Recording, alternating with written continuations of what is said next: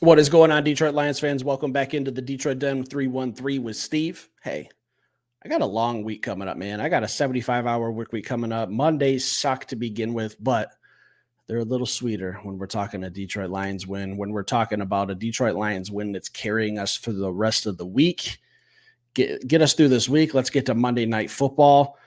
Guys, I am truly, truly shocked that we ended up getting that win. There was a lot of times in that game where things were just, it seemed like they were going our way, and then something would happen, they weren't going our way. Like it was a roller coaster. That's just me speaking as a fan. It was an up and down game. There was a lot of meat left on the bones, and I'm going to get into that later. And I think later this evening, everyone watching the show might want to sit down and we might want to have an uncomfortable conversation about someone. And I'm going to leave a little teaser for what I'm preparing for you guys later tonight. But man, let's just talk about how lucky we are to get out of the desert with a win.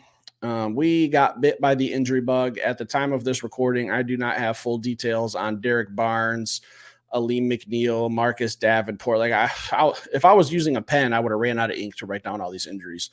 I think the Derek Barnes injury didn't look good. Sam Laporta, like the Derek Barnes injury looked the worst. I don't know what it was. I know they said it was a knee. I don't want to put it into the world what I think it might have been, but didn't look good for Derek Barnes. Okay. And he's been playing good football for us the last 2 years. So until I officially hear, I'll hope for the best. But I don't see that injury being good news, but I hope I'm wrong. Sam Laporta, like, man, we got bit by the injury bug in this game. Let's just hope that it's nothing long-term. Let's just hope that it's just a bump and a bruise here and there. But it just seemed like, man, that Cart guy, we should have just handed him a jersey and told him to stay on the field as the 11th guy, because he was just always out there picking someone up off the turf, carting them back. We got bit by the injury bug in this one. We're lucky to skate by, get through this game. Now that we've talked about the injuries, man, I don't even know where to begin, because when we do our game day episodes or our recaps, you guys are getting the raw emotion, all right? I don't sit here and I don't type up notes. I type up some little key points that I want to hit on. I don't type up detailed notes. I don't have an itinerary of what I want to go off. I just have 6 or 7 talking points just so that I don't forget. But I got to talk about these penalties in this game, man. Let me pull up the stats. We were like 9 penalties for 79 yards. That's a lot of penalties. 9 penalties for 79 yards. That's we got to clean that up. We got to clean up this game, because normally I don't even look at the penalties, but I just noticed that they were very, very untimely in this game. Like I can remember a 3rd and 1 at like midfield when we're running the ball very well. 3rd and 1, we get a false start. Now it's 3rd and 6. It's more likely, I won't say that we're forced to pass, because with Dan Campbell, you just never know, but we're more likely to pass now that it's 3rd and 6, incompletion. We got to punt the ball away. Like a false start penalty is just, it killed us. A stupid penalty I remember from Jalen Reeves-Maybin, where he dives on a Cardinals player very, very late, blatant penalty. Like, I'm not even going to dispute it. I said it right away. Like, that's a stupid penalty. You just gave a struggling offense 15 free yards on top of the 8 they just got. So you just gave them a quarter of the field. Go down, kick a field goal. That's points on the board. We got to clean up that little shit. All right. This team's too damn good to be kicking themselves in the foot, putting themselves behind the 8 ball, especially that 3rd one. That 3rd one really bugged me. But I get penalties happen. Terrion Arnold, let's talk about him real quick. Look, he had a pass interference again today. All right. I think that's 4 or 5 in 3 games. Like they're coming at you, kid. I've said it since the opening game. They're going to come at you. They're going to test you. You're a rookie. This is the NFL. Everyone's fast. I know you come from the SEC. It's supposed to be the mecca of college football, but this is big boy football, and everyone's fast. What I noticed with Terrion Arnold, he's in fantastic position. All right, it's not like he's getting these PIs because he's out of position. It's really just a matter of technique and timing, I would say, like knowing when to get your head around. You're a rookie, all right? You're not going to get away with a lot of this hand fighting just yet, all right? It's going to take you some time to build up like a little rapport in the NFL. And I thought after that pass interference, I'll say it, man, I thought Terrion Arnold played some damn good football. I thought he was sticky on Marvin Harrison Jr. I thought he was right there with him step for step a lot of times. Marvin Harrison Jr. is a big time player. He's going to be a solid receiver in this league for a long, long time. After that pass interference call in the first quarter, I thought Terrion Arnold played very, very good. I don't know. Let me know what you guys think about Terrion Arnold, because I really, really, once I sit down probably later this evening and I watch some film, Terrion Arnold on Marvin Harrison Jr. is going to be my number one thing that I'm going to be looking at, because I was getting worried when he got that pass interference call early in the game. I said, man, it's going to be a long day. They're going to target that. They're going to keep going at it. They're going to make him make a play. Marvin Harrison Jr. is, he was a top 5 pick in the NFL for a reason. He's a dog. You got to make a play against him. After that PI, Terrion Arnold was locking him down. I'll just go ahead and say he was locking Marvin Harrison Jr. down. Okay? Plain and simple. Show me something that says otherwise. Don't just say, no, he wasn't. Show me film. Give me something to watch. Leave a clip in the comments, and I'll go look at it myself. I thought Terrion played a very good game. Let's talk about Kyler Murray. Kyler Murray was I was afraid. Okay, I'm gonna be honest with you guys. This is a safe place. This is a Bart Lake atmosphere in Detroit, done 3-3. I will confess if I'm scared. Before this game, I said Kyler Murray could wreck us. Okay, this defense has played so good. I don't want to get too ahead of myself here. I don't want to give Kyler Murray not enough credit, because he's a hell of a player. He's a hell of an athlete. What he did to us on that first drive where he ran for 34 yards, they ended up scoring a touchdown. I said, shit. I even tweeted it out. I said, he had 34 yards on the opening drive. It's going to be a long day if we don't contain him. We did. We did contain him. Hell of a job. And I'm not going to talk too much about Aaron Glenn. He's going to get the come home. All right. He's going to get the final topic of the day. So I'll just say that what we did against Kyler Murray was fantastic. We didn't get a lot of sacks.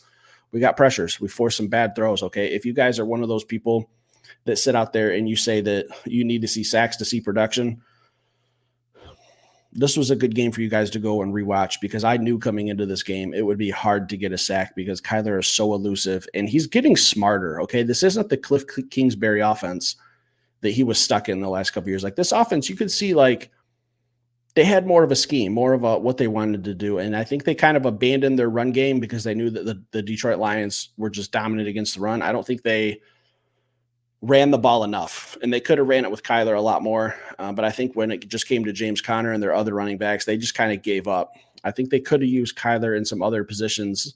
And I think that kind of played into our favor, where we made them one-dimensional. We made Kyler Murray one-dimensional, made him have to throw the ball. And I'm not saying he can't. He's got a cannon of an arm. Sometimes he doesn't know how to take a little sauce off of it. Sometimes he overthrows it, underthrows it. And I've just noticed that if he could just be consistent, he'd be an absolutely deadly quarterback. But he's still a hell of an athlete, and we held him pretty much in check today. Let me pull up what was his box score? 21 of 34, 207 yards, 1 touchdown, 1 interception. What did he have rushing? 5 rushes for 45 yards. And again, 34 of those rushing yards came in the first drive. So the rest of the game, he only had 11. He did have a long of 21, and I remember that. We got him on, I think it was a holding call, and it was 1st and 20. He broke off a 21-yarder to pick up the first down. That pretty much frustrated me too. But all in all, I thought we had an excellent game plan for Kyler Murray. And again, they played into our hands by abandoning their run game completely. So thank you for that. Big 97. Aiden Hutchinson. I think he had – it's either that or the Kirby Joseph interception, but when Hutch finally got the sack on Kyler Murray, I think that kind of just – it didn't officially seal the game, but it made me kind of like, oh, okay, let's take a breath. I think we're going to be okay now.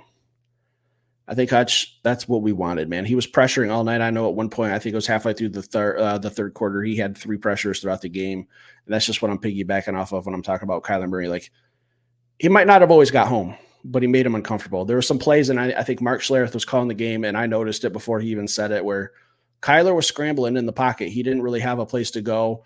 Hutch had contained, everyone had contained, and Kyler was looking to his left, and you could tell he did a quick turn to his right to see where Aiden Hutchinson was. Like, he's a guy that teams are starting to scheme for, and you still can't stop him. And if you think you stop him, that clock in your head is ticking. Like, okay, do I have enough time? Let me peek. Is Hutch there? And it's just throwing off timing. Okay, it's little intricacies like that, the game within the game, where Kyler Murray was worried. Maybe not overly worried, but it was in his mind that he had to know where Aiden Hutchinson was. Just that quick little peek, just to make sure. Now it throws off your timing. Hey, my receiver might be 3 yards down the field. Like, it threw a lot of things off. And I can't remember what happened in that play exactly at the end result, but I do remember watching that. And Hutch was just a problem tonight, and he's going to be. He always has been. He's growing. Man, I love this defense. All right, Jared Goff. I think he had a decent bounce back game. It really started out very well. I think at halftime he was 12 for 12. He ended the game 18 for 23, 2 touchdowns, 1 stupid interception, and a phenomenal run of 8 yards to seal the game, pick up a first down, get into victory formation. So that's all we need Jared Goff to be. Okay, 18 for 23, 2 touchdowns, an interception. And the interception, it was like a piss poor read option. He stared down the tight end, just got his route jumped. Hey, we won. Okay.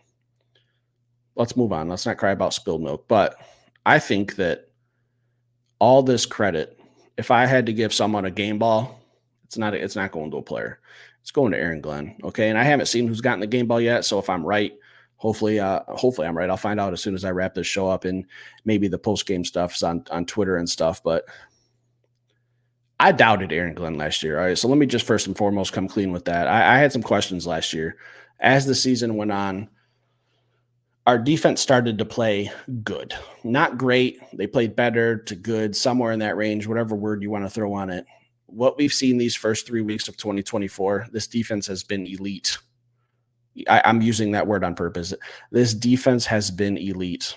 We just held Kyler Murray, one of 2 quarterbacks in the NFL who can wreck a game with his legs, him or Lamar Jackson, and we kept him in check. Okay. Now I get it. They might not have all the firepower on the outside or a dominant offensive line or a 2-headed or 1-headed running back monster that just kind of can wreck a game either. But Kyler Murray himself can spoil football games. I've seen him do it.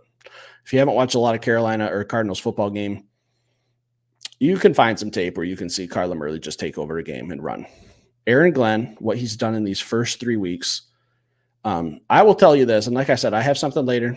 Ben Johnson, we're going to have a conversation about that, so I'm not going to address too much of the offensive problems. I have a whole nother episode coming for you guys later tonight about that, all right? I am more worried about the Detroit Lions losing Aaron Glenn to a head coaching job next year than I am Ben Johnson. What Aaron Glenn has done these first 3 games, it's a shame we're not 3-0. I'm glad we're 2-1, winning record. It's great. We are witnessing a dominant Detroit Lions defense, and it's being a little bit. I got to be careful because we are 2-1, and I'm happy. I'm not selling. I'm not panicking. I'm not mad, but we can't spoil what we have here on defense. Okay, it's hard to put together defenses in the NFL with the rules and how things are today. This offense has to get it together. That's all I'm going to say. I got an episode for Ben Johnson later. It's not going to be nice. If you guys want to check that one out, hit that subscribe button. At the end of the day, the Detroit Lions are 2-1. I'm thrilled. I'm excited. We're getting ready for Monday Night Football against the Seahawks. We got Gino Montana coming to town, and I call him Gino Montana because he has played like Joe Montana whenever he plays the Detroit Lions. That was in the past.